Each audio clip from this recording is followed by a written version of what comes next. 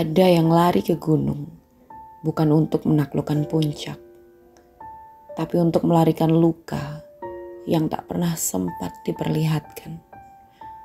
Langkah ini bukan sekedar jejak, tapi pelarian dari rindu yang sungguh mendendam. Di balik dinginnya kabut tebal, tetes embun dan riuh angin menyergap. Aku titipkan kecewa, aku kembalikan rasa, dan ku ambil kembali apapun yang telah sirna. Selamat datang kembali di Atap Nusantara, salah satu konten pendakian di channel Nia Karamel. Di sini setiap perjalanan kami rekam bukan untuk dikenang, tapi juga untuk dipelajari. Video ini sebenarnya direkam pada tahun 2022 teman-teman. Tapi karena beberapa alasan pribadi, saya sempat menundanya untuk menyentuh proses edit. Sebelumnya kami sempat melakukan perjalanan di Gunung Sindoro. Bisalah kalian lihat di episode sebelumnya itu ya. Kami mencoba TikTok dan itu adalah pelajaran yang paling penting tentang batas, kelegaan, dan untuk berkata cukup. Ya, kami gagal. Dan di hari berikutnya kami berpindah arah ke Gunung Sumbing melalui jalur Garung Temanggung di Jawa Tengah. Dan di gunung ini merupakan gunung yang jalurnya cukup menguras tenaga, sedikit bonus dan banyak tanjakan. Pada ketinggian 3.371 mdpl. Hai, morning. Ceritanya maunya berangkatnya jam 7. Tapi sumpah ya, tidurnya enak banget jir. Jadinya dapatnya jam setengah 9. Ini kita mau pergi ke Gunung Sumbing maksudnya. Jangan kemana-mana. Klik like, subscribe, komen. Thank you so much. Untuk memangkas waktu dan energi, kami memilih ojek gunung. Ini adalah salah satu keunikan dari jalur Garung, di mana motor trail lokal lengkap dengan pengendara berpengalaman siap mengantar pendaki ke titik awal pos 1. Tarif ojek per 2025 nih ya, kisarannya adalah 25 sampai dengan 30.000 per orang. Satu motor berisi 2 orang, rider di belakang dan pendaki duduk di depan. Dan juga ditemani carrier yang diikatkan di belakang seperti yang kalian lihat ya teman-teman. Perjalanan ojek ini hanya sekitar 10-15 menit saja. Tapi sensasinya lebih panjang daripada itu ya sensasinya. Motor akan melaju melewati jalur makadam, tanjakan yang tajam, bebatuan yang cukup ekstrim. Ini bukan ojek biasa teman-teman. Ini seperti menaiki kuda besi yang sudah bersahabat di tiap tikungan. Jalan yang sempit, kanan jurang, kiri ladang. Tapi tenang, para rider sudah sangat berpengalaman. Mereka tahu persis kapan harus gas, kapan harus menunggu nafas kita kembali. Dan teman-teman, sesampainya di pos 1 ini ya, bersyukur banget karena waktu terpangkas, tenaga tersimpan karena pendakian masih panjang. Dan dari sinilah kaki kami benar-benar bekerja. Teman-teman, naik ojek ini bukan berarti mengurangi makna perjalanan ya, tapi ini adalah bagian dari pilihan. Pilihan untuk menghargai tenaga, menghargai waktu, dan cerita yang akan kita jalani. Tetapi seperti biasa, sekali lagi, pendakian bukan hanya soal kaki. Jalur awal dari base camp ke pos 1 ini dikenal cukup panjang, ya sekitar 2 jam jika ditempuh dengan berjalan kaki. Seperti itu.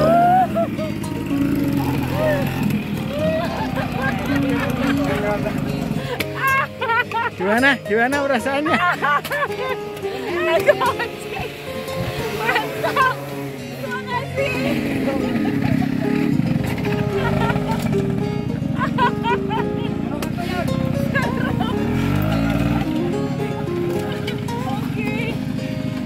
Terus dulu ya. Kasih mas. Dari atas ke atas kalian. Setelah perjalanan singkat dengan ojek gunung dari base camp Garung, kami tiba di pos 1 yang biasa dikenal dengan nama pos Malim. Kabut turun perlahan dan langkah kaki kami terhenti untuk berdoa. Kami berdoa sendiri karena memang tim kami tidak besar. Namun, tiap doa yang tenang pun cukup untuk menjaga tiap langkah kaki kami. Pak, saya berangkat dulu, Pak. Ya. Isi. Dari pos 1 ke pos 2, jalurnya mulai berubah. Tak lagi terbuka seperti jalur ojek, tapi mulai masuk ke area hutan yang lebih teduh dan juga tenang. Trek tanah padat, sedikit ada akar-akar pohon nih teman-teman ya, tapi awalnya itu adalah makadam ya. Namun saat di percabangan jalan, ini ada sedikit akar-akar pohon menyembul dan udara yang perlahan berubah menjadi dingin yang basah. Di kanan kiri suara alam mulai mendominasi dan kabut setia menyelimuti hampir setiap sudut. Pos 1 ke pos 2. Tadi soalnya dari bawah ke pos 1 aku naik ojek, guys. Jadi itu menghemat sekitar 45 menit jalan atau sampai 1 jam jalan. So langsung dari pos 1 ke pos 2. Sekarang cuacanya di tanggal 7 udara mana kini yang kau hirup.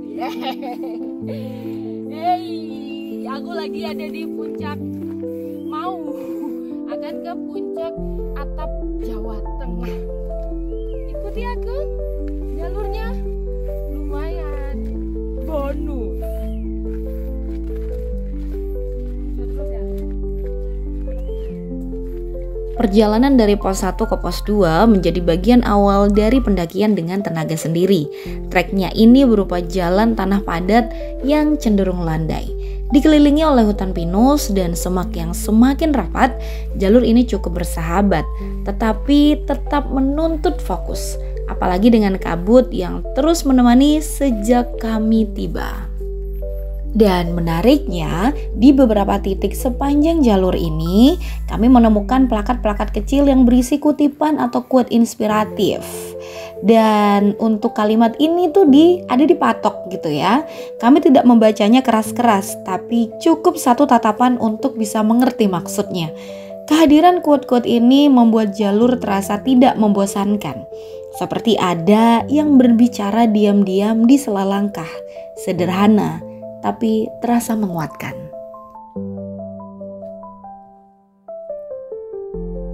Semakin tinggi kita melangkah, semakin sepi jalur yang kita lewati teman-teman. Tapi disitulah justru saya bisa mendengar lebih jernih, bukan suara yang ada di luar, tapi suara yang ada di dalam. Tentang apa yang sedang kita bawa dan apa yang ingin kita lepaskan. Karena gunung tidak pernah meminta untuk dimenangkan, namun ia ingin dimengerti dan dipeluk sepenuh hati. Sebentar lagi ada pos pemberhentian. Saya lupa apakah pos ini pos 2. Sepertinya bukan ya. Seperti ada tempat pemberhentian dan tempat istirahat aja sih. Pendakian bagi saya ini adalah bukan olahraga. Tapi ketika saya memutuskan untuk mendaki, berarti ini adalah salah satu cara yang saya gunakan untuk healing. Metode healing kali ini adalah forest bathing, dan saya memilih untuk memeluk pohon. Kebiasaan yang saya mulai sejak 2020 ini tuh bukan sekedar pelukan ya. Namun tubuh kita menyerap phytoncide, ini adalah senyawa alami dari kayu dan daun yang efeknya mirip aromaterapi. Menambah kekebalan tubuh, menurunkan hormon stres, dan juga menaikkan mood teman-teman. Penelitian lain menunjukkan bahwa pelukan pohon ini bisa meningkatkan hormon oksitosin atau hormon cinta dan juga menurunkan tekanan darah serta detak jantung. Bahkan cukup sekitar 21 detik saja pelukan kepada pohon ini untuk bisa merasakan efeknya. Lewat forest bathing, kita berinteraksi harmonis dengan alam teman-teman.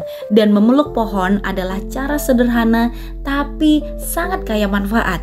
Kita menyentuh batangnya, merasakan teksturnya, menyalurkan energi, dan ini bukan ritual mistis. Ini adalah sains sederhana, pembuka jalan untuk pikiran dan juga tubuh yang sehat.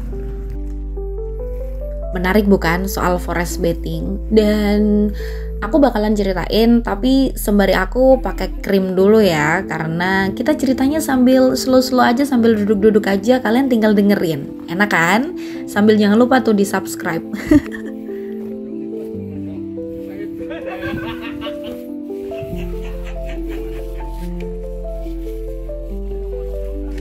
Oke, kita lanjutin lagi ya soal ngobrolan forest bathing dan juga memeluk pohon. Jadi teman-teman, untuk metode ini itu sebenarnya lahir di Jepang ya pada tahun 1982 dan sekarang sebenarnya sudah diterapkan di banyak negara termasuk Korea Selatan nih ya, Finlandia, Swedia, bahkan di Amerika Serikat. Di beberapa negara Eropa bahkan ada hutan khusus untuk terapi dengan program resmi dari lembaga kesehatan. Salah satu bagian dari forest bathing ini adalah memeluk pohon kan. Terdengar sederhana, bahkan mungkin ini aneh. Tapi faktanya ini telah diteliti oleh banyak ilmuwan teman-teman. Salah satunya adalah Dr. King Lee dari Nippon Medical School Jepang. Faktanya nih teman-teman, dalam penelitiannya menemukan bahwasanya saat kita berada di hutan atau memeluk pohon, tubuh ini teman-teman menyerap secara alami dari pepohonan, namanya phytoncide. Senyawa ini terbukti bisa menurunkan hormon stres, menurunkan tekanan darah, dan juga memperkuat sistem imun tubuh teman-teman. Selain Dr. Kinley, studi serupa juga dilakukan oleh Yoshifumi Miyazaki dari Universitas Chiba yang menyatakan bahwa alam bisa menurunkan stres secara fisiologis. Bahkan hanya dengan berada di sekitarnya saja selama beberapa menit. Di negara barat seperti Amerika, Inggris, terapi alami ini disebut sebagai ekoterapi atau green therapy teman-teman. Dan setelah digunakan untuk membantu pemulihan mental, burnout, dan juga sampai dengan trauma. Jadi, pelukan ke pohon ini bukan hanya ritual kosong. Ya ilmiah, ia menyembuhkan. Dan buat saya pribadi ya, ini adalah cara paling jujur untuk terhubung dengan alam dan juga dengan diri kita sendiri.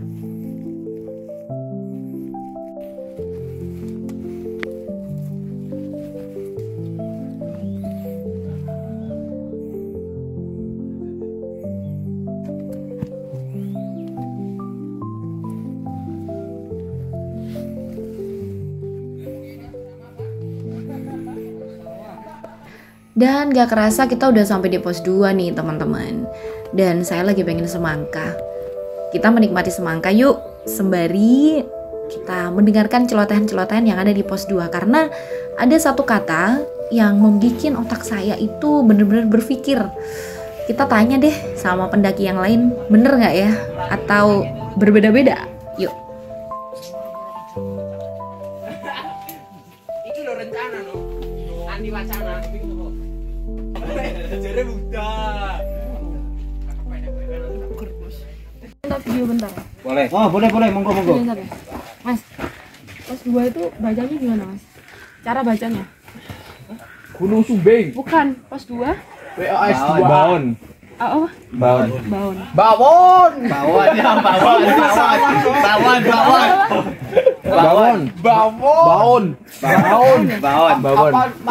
mas pos 2? Baon.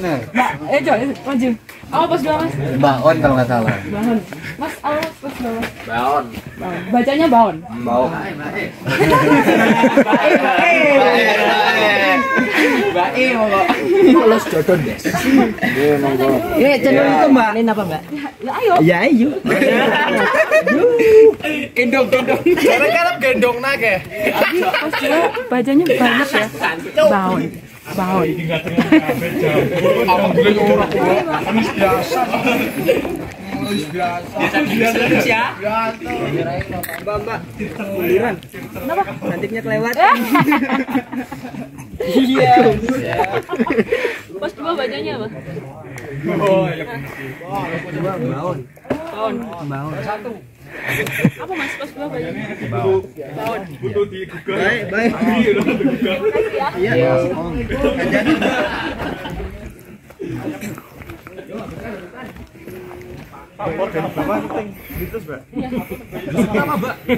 Masuk YouTube gak, Mbak? Masuk lah, yuk. Apa namanya? Pos 2 apa namanya? Mbak Satu. On Satu. Mbak Satu. Mbak Satu.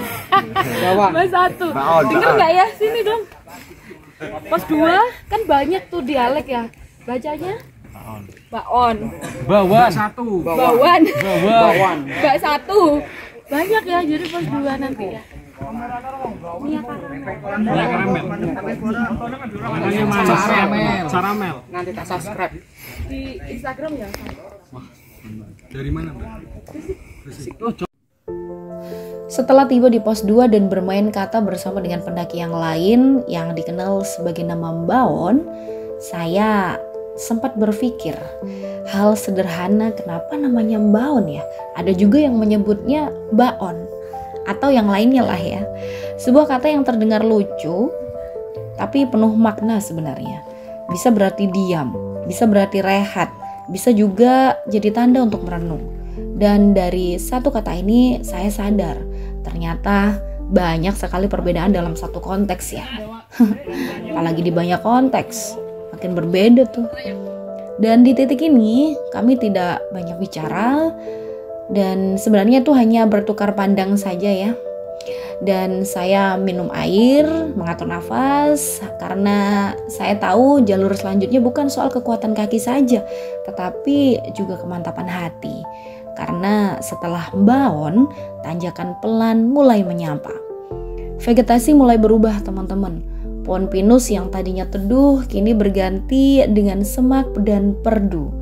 Langit terasa lebih terbuka, kabut pelan-pelan menyelinap, menuruni celah ilalang, dan suhu turun tetapi suara tetap diam.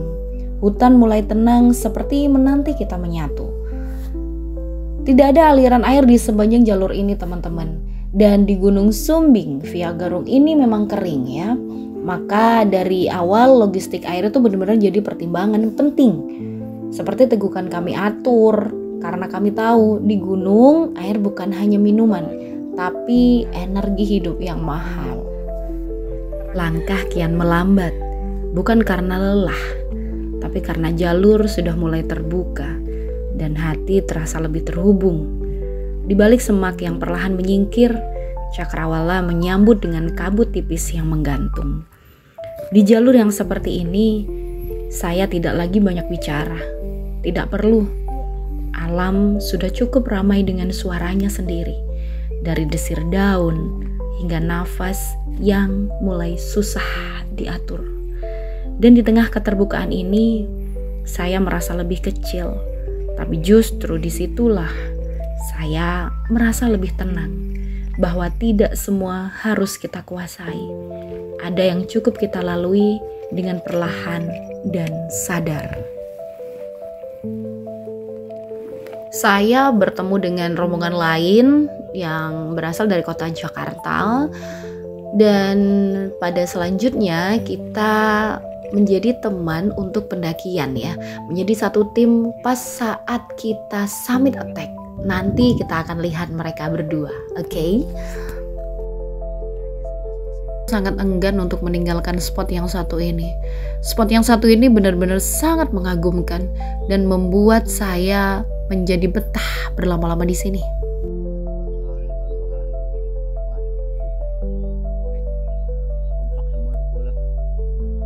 Ternyata bawa kamera sambil mendaki itu berat besti. Kasih shoot banyak kayak gimana.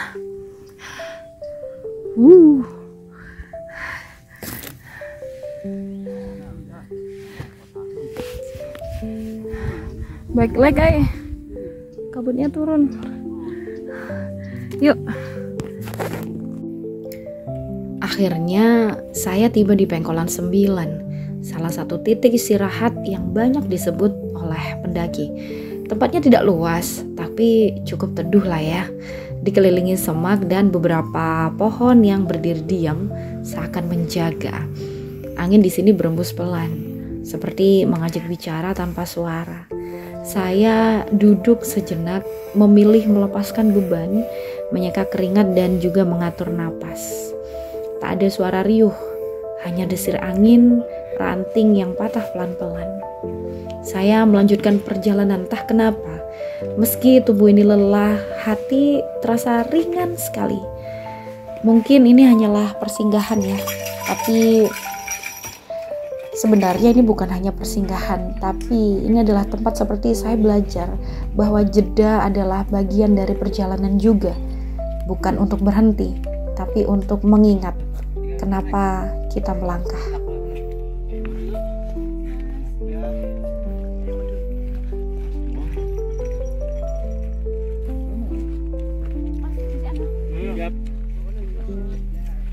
Puncak masih jauh, tapi bukan itu yang kami pikirkan.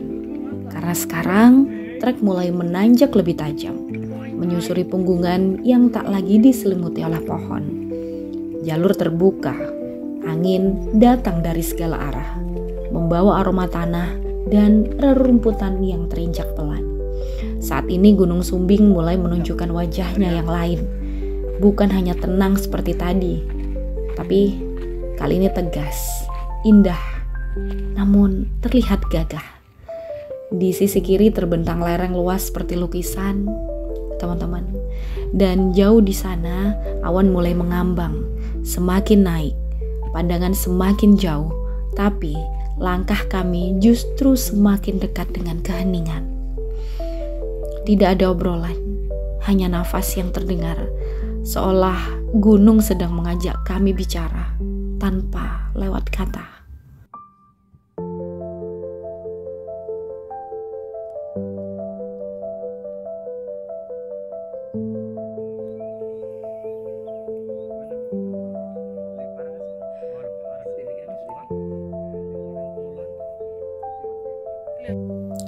Gunung bukan untuk ditaklukkan, tapi ini tentang mengenali bahwa justru kitalah yang diuji akan kesadaran dan juga niat.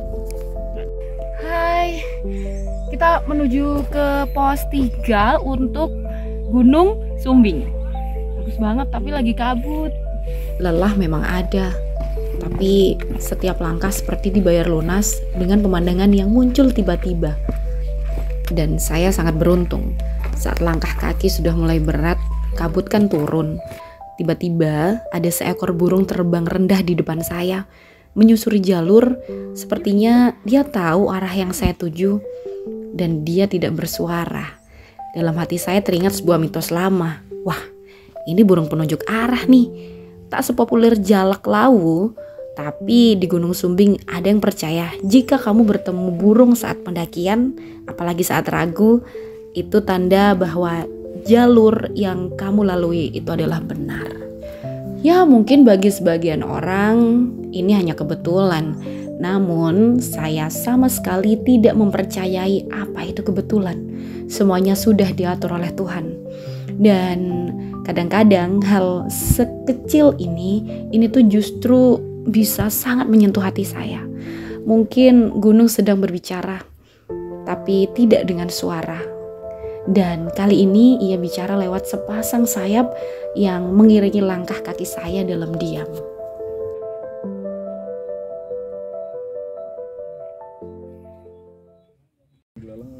Jalur semakin menanjak dan kami disambut dengan hujan yang tiba-tiba datang menyergap.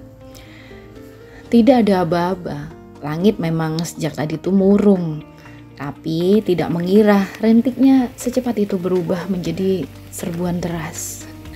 Tanah yang semula padat berubah menjadi licin, akar-akarnya menjadi jebakan, dan ilalang basah mulai menampar tangan-tangan kami yang mencoba menyeimbangkan tubuh. Ada sedikit kejengkelan saat itu. Kaos kaki saya basah kuyup sampai bisa diperas. Sampai langkah terasa seperti memijak spons, berat, dingin, dan bikin malas. Tapi ya itulah gunung. Alam memang tidak bisa kita tebak. Kadang ia hangat, kadang menggigilkan, kadang bersahabat, kadang seperti ingin menguji. Tapi disitulah indahnya. Jika gunung dan kabut dapat bercerita. Maka ia akan bercerita tentang bagaimana cara mencintai tanpa melukai.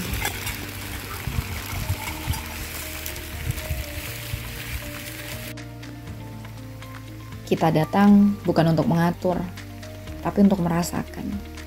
Dan hujan terus turun sampai jas hujan saya yang seadanya ini udah mulai tembus. Karet saya sudah mulai lembab dan joget dulu lah ya. Dan celana jangan ditanya. Dia meneteskan air seperti selokan kecil. Tapi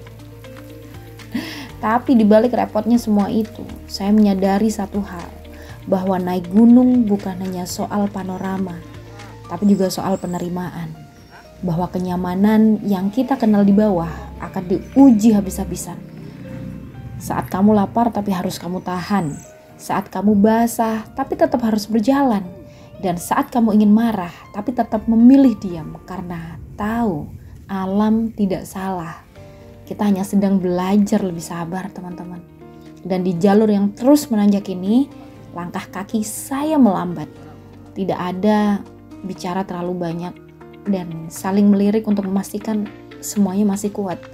Dan saya di dalam video ini memeras kaos kaki saya yang sudah teramat sangat berat ketika saya gunakan untuk berjalan. Ya, mungkin ini yang disebut sebagian orang adalah latihan ikhlas yang nyata.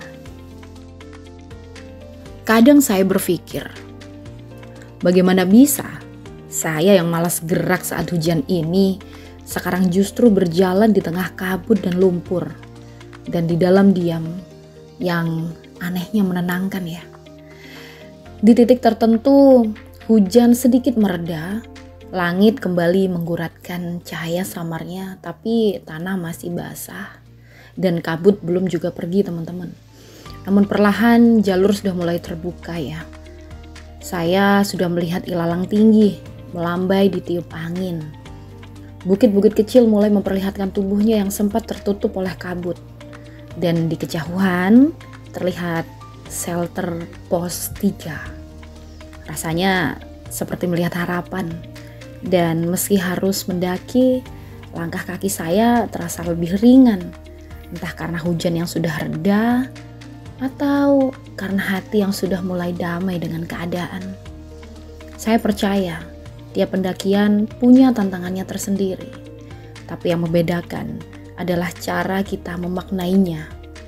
Apakah kita melihat hujan sebagai musuh atau justru sebagai riuh dan penuh dengan berkah?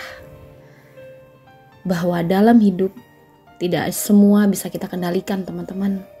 Kadang kita hanya perlu diam, melindungi diri sebisanya, dan terus berjalan meski perlahan. Karena di akhir nanti, saat tenda berdiri dan air panas terseduh, ada rasa syukur yang muncul dengan sendirinya. Bukan karena medannya mudah, tapi karena kita tidak pernah menyerah. Sedikit lagi, 5 langkah lah ya ini. Saya sampai di pos 3 dan sudah ada beberapa tenda yang sudah berdiri di sana. Perihal untuk mendirikan tenda, nanti sajalah saya pikirkan. Sekarang tubuh saya menggigil. Hujan yang tadi turun tuh benar-benar menyisakan dingin. Dengan sopan ya teman-teman nih, saya meminta izin kepada pemilik dapur untuk sekedar masuk dan menghangatkan diri. Dan lagi-lagi teman-teman, saya merasa sangat beruntung. Hangatnya kompor dan juga aroma tanah basah, suara air mendidih ini pelan-pelan menjadi kombinasi yang sederhana yang justru sangat luar biasa setelah lelah dan basah yang tak henti-hentinya. Saya duduk di sana, diam, sampai tenda selesai didirikan. Dengan menyaksikan Bapak porter dan juga pemilik warung ini membuat tempe goreng. Saya duduk di sana, diam, dan berada di sebelah beliau. Sembari saya menyaksikan beliau bekerja dengan sangat serius dan sangat all out gitu ya. Dan teman-teman yang di sini saya godain dong. Lagi nungguin ya? Nungguin ya? Oh, nungguin ya? Nungguin ya? Sore ini saya menghabiskan waktu dengan suguhan semesta yang sungguh indah. Langit mulai terbuka perlahan. Sinar keemasan menembus kabut yang tersisa. Sepertinya kali ini saya tidak hanya mendaki, tapi saya sedang pulang. Mungkin juga bukan puncak yang sedang saya cari, tapi telah membuka jalur untuk saya kembali. Bukan ke atas, tapi ke dalam.